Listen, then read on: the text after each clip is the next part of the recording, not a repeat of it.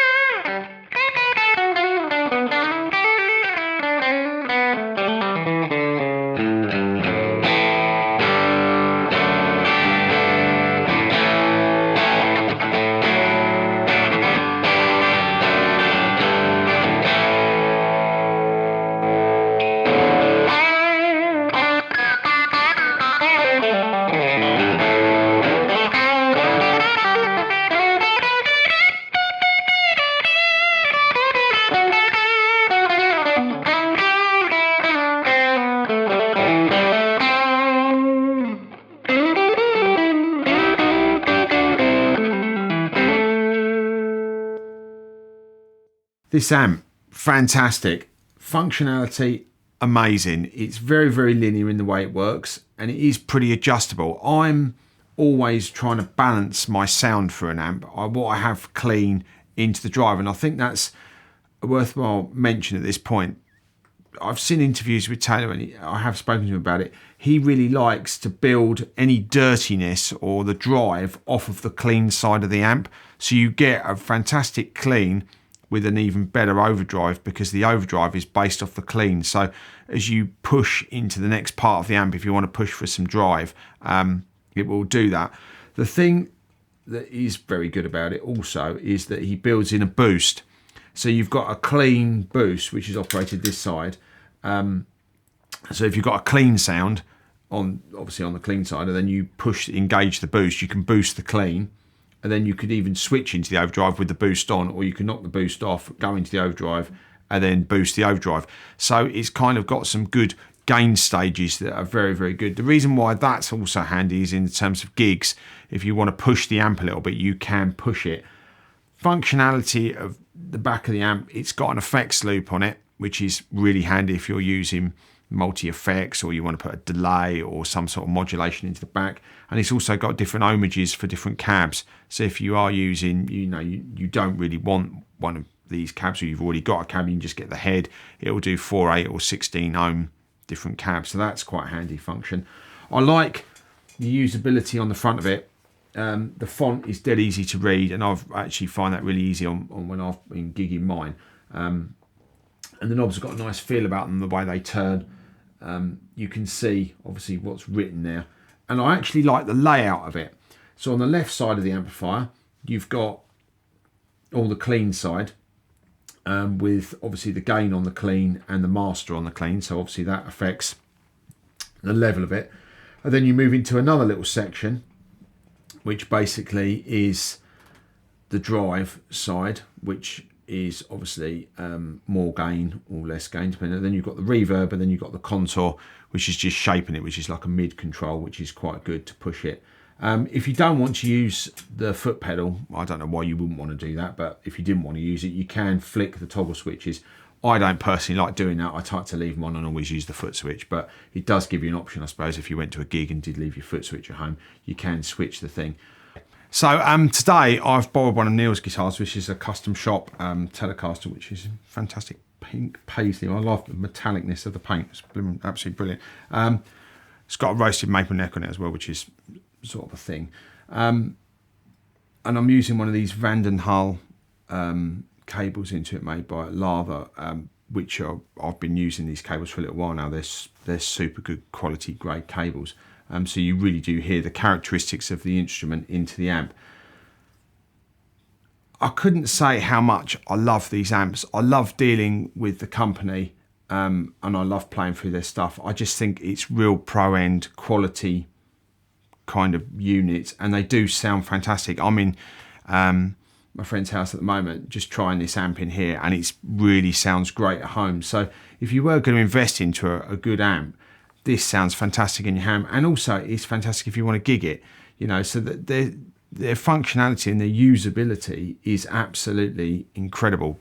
You know, you've got such a versatile thing. So, you know, kind of if you've got loads of amps and you want to downsize, you just want to get one really good one, these, you know, amps are fantastic, and they're dead simple and easy to deal with in the States. You know, you order them, they turn up, you can talk to them about how long, you know, your ETAs and when you get your amp and all that kind of stuff. So yeah, it's fantastic. The other thing that's kind of worth a mention, which is, I do like this, mine sadly doesn't do this, but you can have a standby switch on the front of the amp, which is really handy. Mine, you have to do it from the back, which is a bit fiddly and you've got to knock a switch up, but that having it on the front, and I like the way he writes play on the front of that, so when you switch it up, you know it's kind of, it's going to work.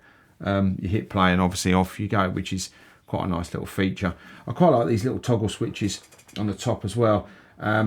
It means if you don't have the foot control, you can use the switches to drive the amp, and also these are just colour, you can colour in and kind of tweak in the clean channel as much as you want. I've mentioned this before, it's hard to find downsides to this amp, but the biggest thing that I would say, which is a hard thing to say really about it, is these amps are not cheap. They are boutique high-end amps. So you are moving into another bracket. And I'm always conscious when I do these videos, because a lot of the things I've done are using high-end equipment and expensive stuff, which is always going to sound good. And I think you do get that law of diminishing returns. So, you know, something might be that's 3,000, you might buy something for 2,000. Is it that much better?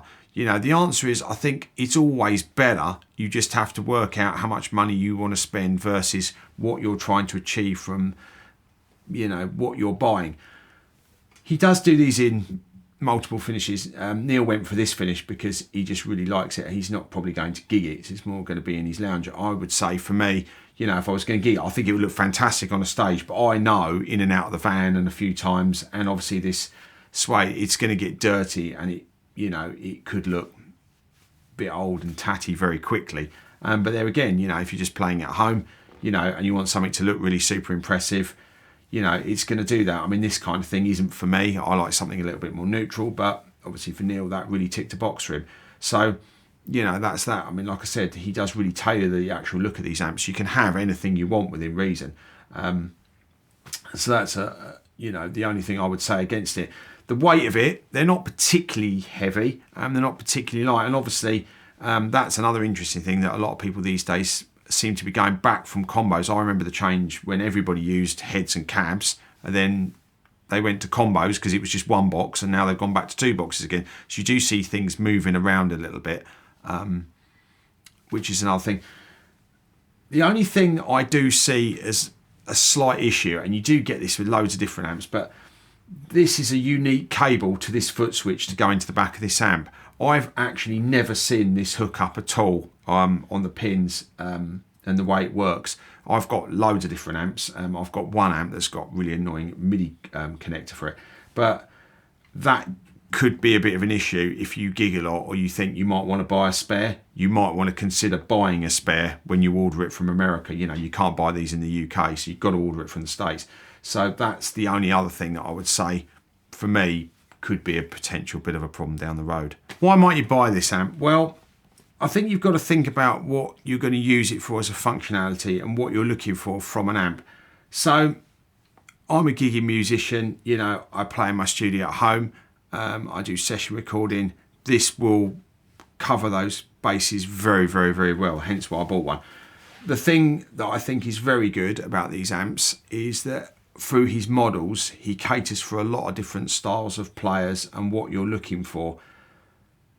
This amp would work very well if you want a super clean tone with a bit of a bluesy edge with a drive channel in it. Also, like I mentioned before, it's got an effects loop if you want to put some effects into the back of it. Not for everybody, but it's a handy feature to have. So I think, you know, if you fit into those camps, it will work very well for you. If you want to buy an amp to have in your house, you can trick it out and make it look fantastic. It sounds great at low volume. It sounds great at a loud volume. So if you've got it in your home, you know, there again, it does sound good for those camps. So I would think, you know, depending on what sort of player you are or where you want to go with your music, these amps fit that bill fantastic. You know, I really do recommend them. I think they're awesome. Thanks very much for following the channel, all the people that have subscribed to it so far. I think everyone's super enjoying it. I know myself and Quinn are super enjoying doing this.